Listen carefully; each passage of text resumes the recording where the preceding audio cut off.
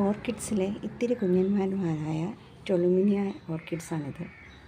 വളരെ ഡെലിക്കേറ്റായിട്ട് ഓർക്കിഡ്സാണിത്. അതും പക്ഷേ എന്നാ പറഞ്ഞാലും ഈസി ആയിട്ട് നമുക്ക് കെയർ ചെയ്യാം.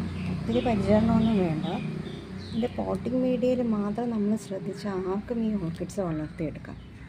അപ്പോൾ ഇത് വേണ്ട ഞാൻ ഈ പോട്ടിൽ കരിക്കട്ട മാത്രമാണ് യൂസ് ചെയ്തിരിക്കുന്നത്. ഇത് കരിക്കട്ടയിലും അതുപോലെ തന്നെ കൊക്കോ ചിപ്സും സ്പാഗ്നമോസൊക്കെ യൂസ് ചെയ്ത് നമുക്കിത് പോട്ട് ചെയ്യാം. പക്ഷേ നമ്മുടെ വെള്ളം നമ്മൾ കൊടുക്കുന്നതനുസരിച്ച് വേണം ഇതിൻ്റെ മീഡിയം. അപ്പോൾ നിങ്ങൾ ഒത്തിരി വെള്ളം ഒഴിക്കുന്ന ടെൻഡൻസി ഉള്ളവരാണെങ്കിൽ കഴിയുന്നതും നമ്മൾ കൊക്കോ ചിപ്സോ സ്പാഗ്നമോസോ ഒന്നും യൂസ് ചെയ്യാൻ പാടില്ല. ചാർക്കോൾ തന്നെയാണ് കുറച്ചും കൂടെ ബെറ്റർ. അപ്പോൾ ചാർക്കോളിലാകുമ്പോൾ ഒത്തിരി എക്സസ് ആയിട്ടുള്ള വെള്ളമൊക്കെ അത് വലിച്ചെടുത്തോളും. വേണ്ട ഇത് ഒരിക്കൽ ഒരു കോംബോ ഓഫറായിട്ട് കുഞ്ഞ് പ്ലാന്റ്സായിട്ട് ഇത് അത്യാവശ്യം നല്ല റേറ്റാണ്. അങ്ങനെ വാങ്ങിയ പ്ലാന്റ്സാണ്. പലപ്പോഴായിട്ട് വാങ്ങിയതാണ്.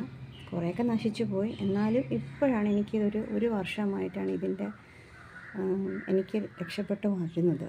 ഇതെനിക്ക് വളർത്തിയെടുക്കാൻ എൻ്റെ പരിചരണം എനിക്ക് കിട്ടിയത്. അപ്പോൾ ഇതിൽ പക്ഷേ ഞാൻ ആദ്യം നല്ല വെയിലില്ലാത്ത സ്ഥലത്താണ് ഹാങ് ചെയ്തിട്ടിരുന്നത്. എല്ലാം ഞാൻ ഹാങ്ങിങ് ആയിട്ടാണ് ഇട്ടിരിക്കുന്നത്. പക്ഷേ അപ്പോഴൊന്നും ഇതിൽ പൂവൊന്നുമില്ല. പക്ഷെ ഇപ്പോൾ ഇച്ചിരി പൊതുവെ ഇതിൽ പറയും വെയിൽ അങ്ങനെ വേണ്ട, വാൻഡ പോലെയും ഫിലോപ്സിസ് പോലെയൊക്കെയാണെന്ന് പറയുന്നുണ്ടെങ്കിലും എൻ്റെ പരിചരണ രീതി അല്ലെങ്കിൽ എൻ്റെ വളർത്തി ഇത്രയും നാളത്തെ ഇതിൽ വെച്ചിട്ട് ഇത് നല്ല വെയിൽ വേണം. വെയിലുണ്ടെങ്കിൽ മാത്രമേ ഇത്തിരി വെയിൽ അടിക്കുന്ന പ്രദേശത്ത് ആണെങ്കിൽ മാത്രമേ ഇതിൽ പൂ വരത്തുള്ളൂ. പിന്നെ ഒരുപാട് വെയിലാണെങ്കിൽ ഈ ലീഫൊക്കെ ഇങ്ങനെ മഞ്ഞ കളർ വരും. അതൊരു പ്രശ്നമാണ്. അതുപോലെ തന്നെയാണ് വെള്ളം കൂടുതലും മഞ്ഞ കളറായി ചീഞ്ഞ് ആ ലീഫ് ഇളകിപ്പോവും. അപ്പോൾ ഇങ്ങനെയാണ് ഇതിൻ്റെ ഷൂട്ട്. ഇതിൻ്റെ താഴെ നിന്ന് പുതിയ ഷൂട്ട് വരും. ഇത് ഫ്ലവർ ബഡ് വന്ന് കട്ട് ചെയ്ത് കളഞ്ഞതാണ്. ഇതിപ്പോൾ ഈ ഒരു പോട്ടിൽ 3 കളർ ഞാൻ വച്ചിട്ടുണ്ട്. എനിക്കന്ന് പോട്ടില്ലാത്തതുകൊണ്ട് ഞാൻ അതിൽ തന്നെ അധികം സ്ഥലമൊന്നും വേണ്ട. ചെറിയ ഒരു കുഞ്ഞു പോട്ടിൽ തന്നെ നമുക്ക് 3-4 പ്ലാന്റ്സ് വെക്കാൻ പറ്റും. ഓരോന്നിനു വേണ്ടി വേണമെന്നില്ല. ഇതിൽ തന്നെ ഒരു 5 എണ്ണമൊക്കെ വയ്ക്കാൻ പറ്റും. പിന്നെ ഇതിൻ്റെ ഫ്ലവറാണിത്. അപ്പോൾ എനിക്ക് ഈ ഓർക്കിഡ്സിലെ ഏറ്റവും ഇഷ്ടപ്പെട്ട ഒരു വെറൈറ്റിയാണ്. കാരണം നല്ല ഫ്ലവേഴ്സാണ് കാണാൻ, ഒത്തിരി നല്ല. പിന്നെ അതുപോലെ തന്നെ ഇതിൻ്റെ പ്രത്യേകത, ഈ ഫ്ലവർ നമ്മൾ പോയാലും ഈ ഫ്ലവറിൻ്റെ സ്പൈക്ക് കട്ട് ചെയ്യാതിരുന്ന ഫെലോപ്സിസ് പോലെ അതിൽ തന്നെ വീണ്ടും ഫ്ലവർ വരും. തൈയൊന്നും വരത്തില്ല, ഫ്ലവർ പിന്നും അതിൽ തന്നെ മൊട്ടുകൾ വീണ്ടും വരും. അത് ഇതിനൊരു പ്രത്യേകതയാണ്. അപ്പോൾ ഇത് ഒത്തിരി നാൾ നിൽക്കും. നമ്മുടെ ഡാൻസിങ് ഗേൾ വെറൈറ്റി പോലെ നല്ല ഫ്ലവേഴ്സൊക്കെ അങ്ങനെയാണ്.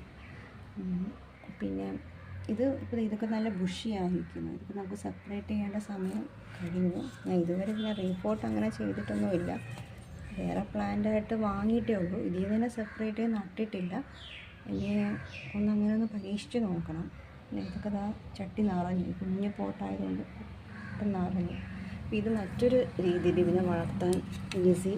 ഈ തടികളിൽ ഇങ്ങനെ കെട്ടി, അതിന് ഞാൻ സ്പാഗ്നമോസും വെറുതെ നൂലും വെച്ച് ഇങ്ങനെ കെട്ടി വെച്ചതാണ്. ഇതിൽ ഞാൻ ഇങ്ങനെ വെച്ചിരുന്നത്. അപ്പോൾ അതും പൊടിക്കുന്നുണ്ട്.